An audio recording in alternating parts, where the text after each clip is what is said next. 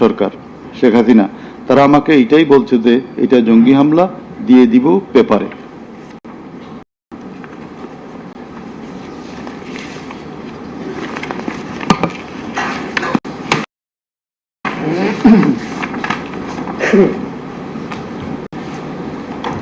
Reports of international and national organizations.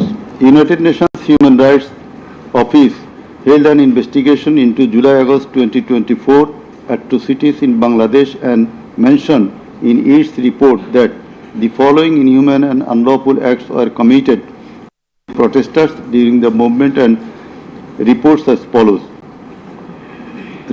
as follows. Based on direct testimony from senior officials involved and other inside sources, OHCHR was able to establish that the integrated and systematic effort using the entire range of police, paramilitary, military and intelligence actors, as well as violent elements linked to the Awami League to commit serious violations and abuses occurred with the full knowledge, coordination and direction of the political leadership. The then Prime Minister and Home Affairs Minister led parallel efforts to coordinate the security and intelligence apparatus. Both received regular reports on the situation on the ground from multiple sources. According to senior official testimony, reports provided to the Prime Minister by senior officers on 21 July and in early August specifically conveyed concern about excessive use of force. Both political leaders and the leadership of Bangladesh Police and the Army also carried out site visits that would have provided them direct personal knowledge of violations that had taken place or were ongoing.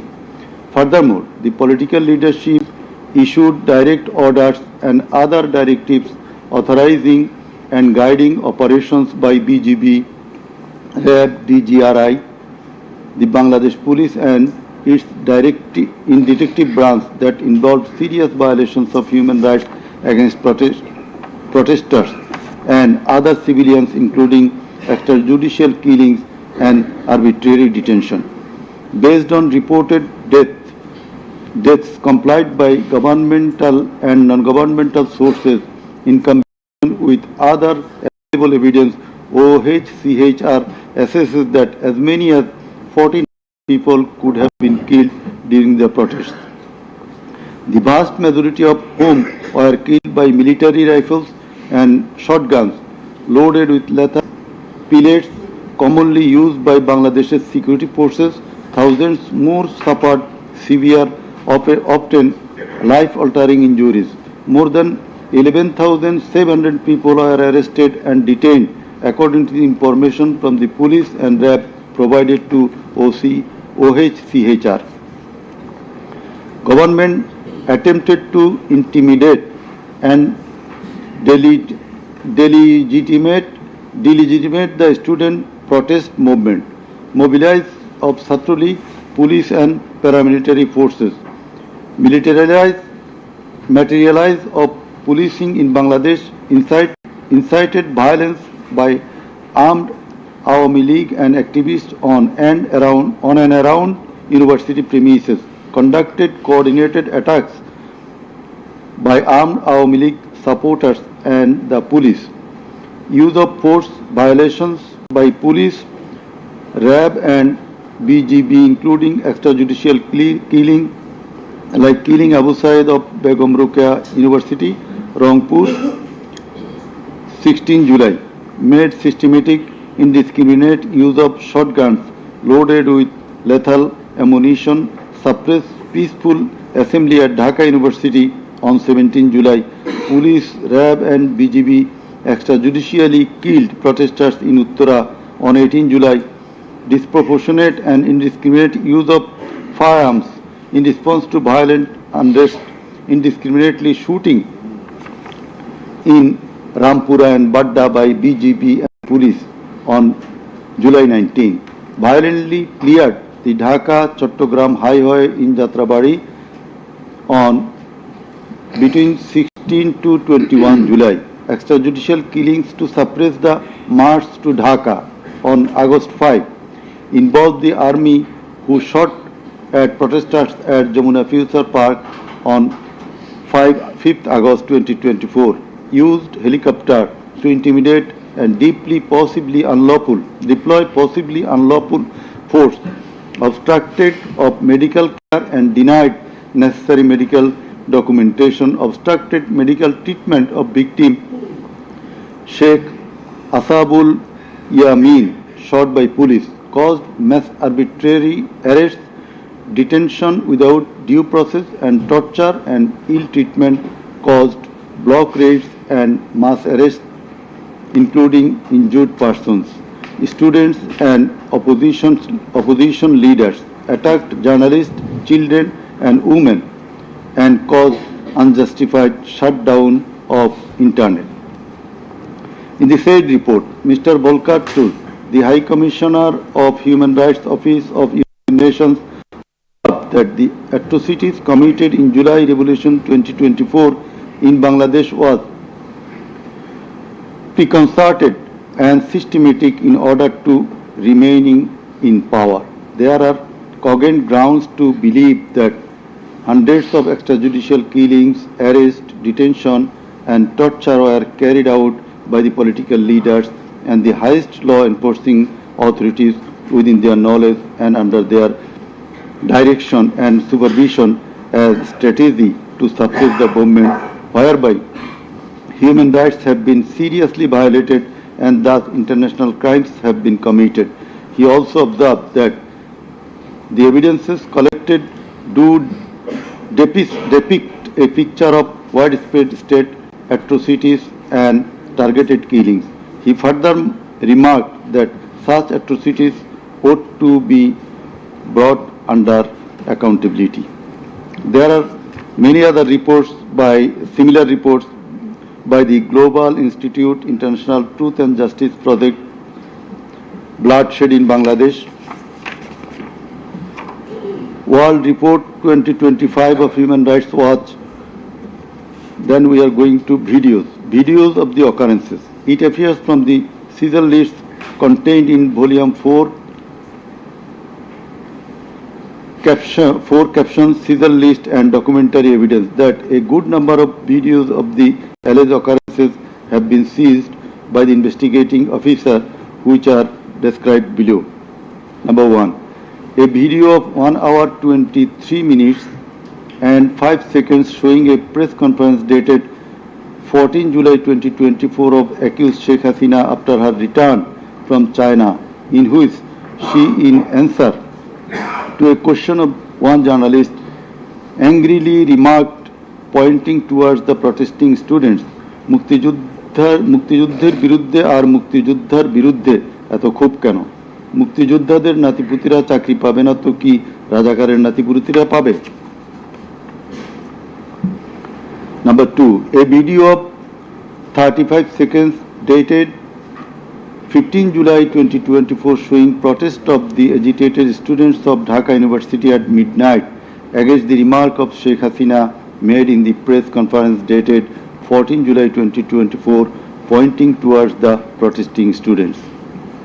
Number 3, a video showing the remark Rajakarder jawab debe Chhatrolig. Number 4, a video of 1 minute 5 seconds which shows attack upon the students of Kota movement by Bangladesh Chhatrolig leaders and activists on 15 July 2024 at night. A video which shows that Prime Minister Sheikh Hasina, while visiting damaged metro rail station on 26 July 2024, defended her previous comment in the press conference dated 14 July 2024.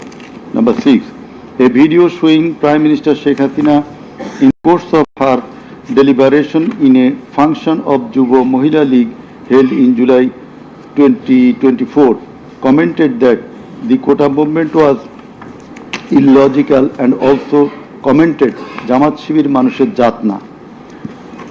Number 7, a video showing some adverse remark of Sheikh Hasina against the female students of Ruqya Hall of Dhaka University meeting at her office on 15 July 2024. A video showing how Sheikh Hasina asked Delhi to attack Dhaka. A video shows the scenario of how protesting student Mugdho was shot dead in the July movement. This video was broadcast by YouTube channel named Narrative Bangladesh on 19 April 2025. A video which shows the scene of shooting a young person named Ridoy by police in the July movement. This video was broadcast by YouTube channel named International Truth and Justice Project on 15 January 2025. A video named Jatrabari Evidence of a Massacre Bangla showing the scenarios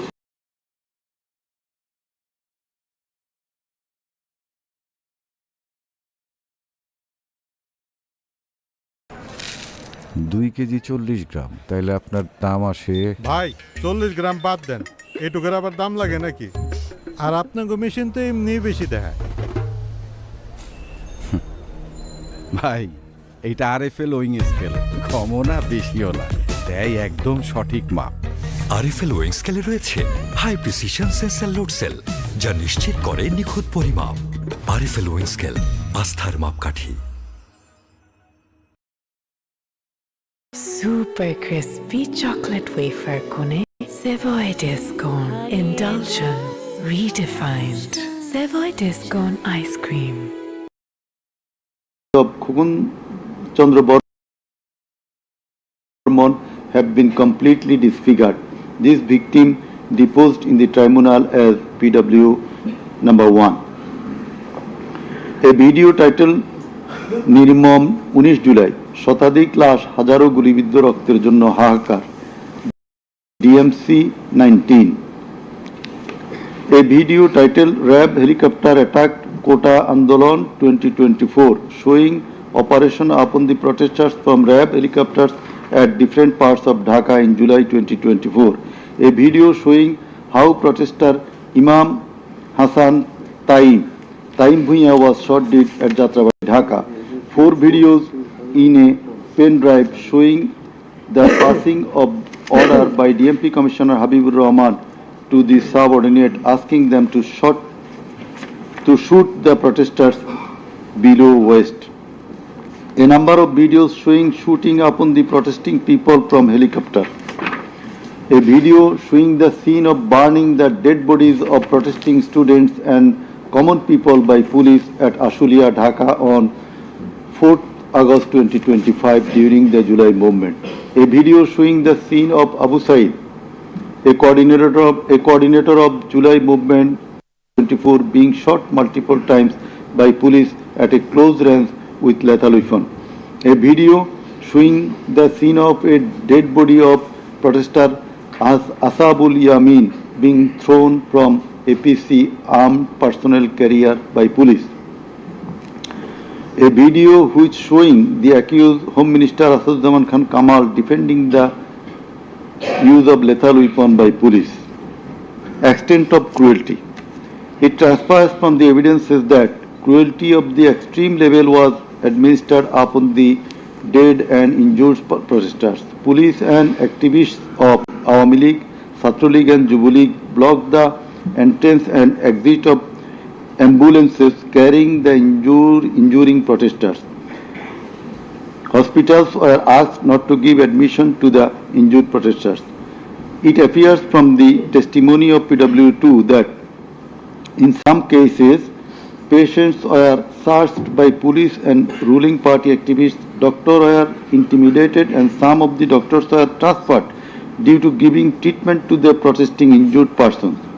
PW3 Parveen deposed that she found an injured young man shouting, save me, under Jatrabari flyover. Blood was coming out from both of his eyes. Parveen pulled him up and put him on her shoulder and looking for a rickshaw. And then 14 to 15 armed police shot them. The injured man, being hit by bullets, fell down from her shoulder. They also shot PW Parveen at her left eye, lower abdomen and other parts of the body. Blood was gushing out of her body and thus she fell down.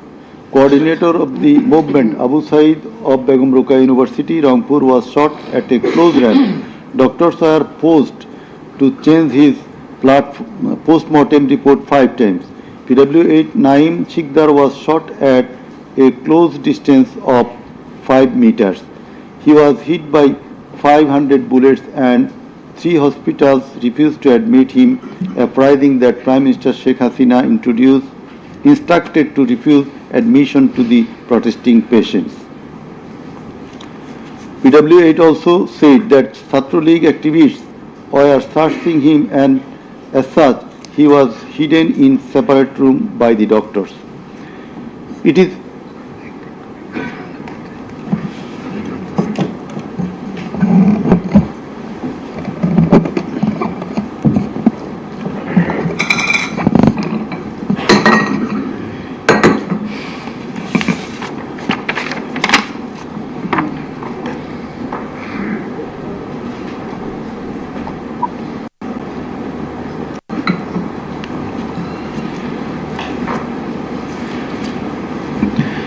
It is revealed from the evidence of PW9 Shahina Begum that police burned the dead body of her son along with some other dead bodies in Ashulia of Dhaka. PW10 MD Enab Nazez Zaki also stated that his son was killed and then the dead body was burnt by police in Ashulia.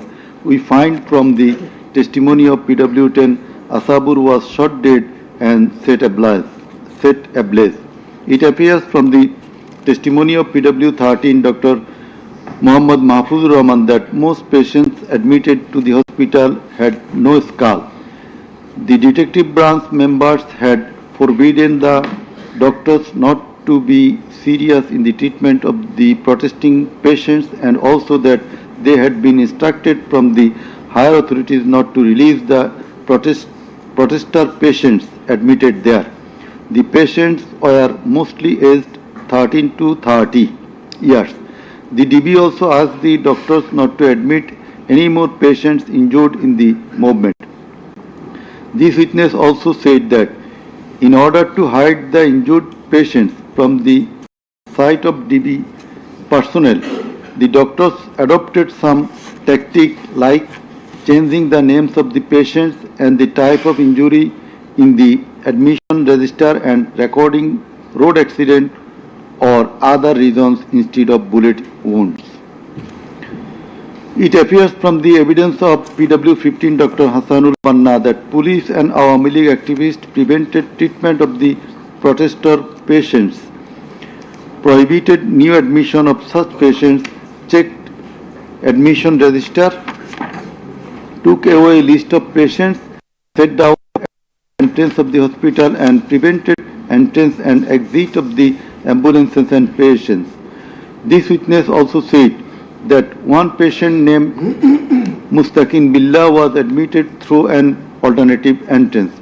To save the protester patients, the doctors had to change the name of the patients and particular of their problems,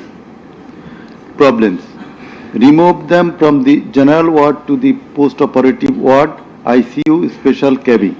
He added that treatment was given to such patients at risk of life of the doctors.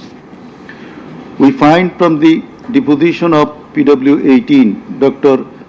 Razibul Islam that he was forced to change the post-mortem report of Abu Said 4 to 5 times. He was threatened with the saying that if he does not change the cause of death of Abu Said, he would be prosecuted.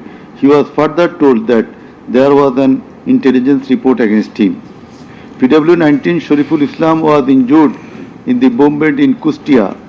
62 pellets were removed from his body and 500 more still in his body. It is revealed from the evidence of PW21 Dr. Zakia Sultana that on 18 July 2024 they received 200 patients aged about 14 to 25 years with bullet injuries. On 19 July 2024, also similar number of patients with bullet injuries were admitted in the hospital. Numerous patients with bullet injuries were admitted on 4th, 5th, 6th August 2024. It further appears from the evidence of this witness that out of apposite patients, 493 lost one eye forever, 11 lost both eyes forever, 28 lost vision of both eyes, and 47 lost vision of one eye.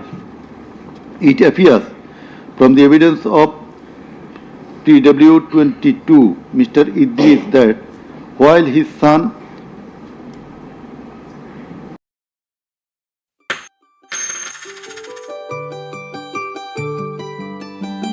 রুই মাছ 2টা, মুরগি 2 KG.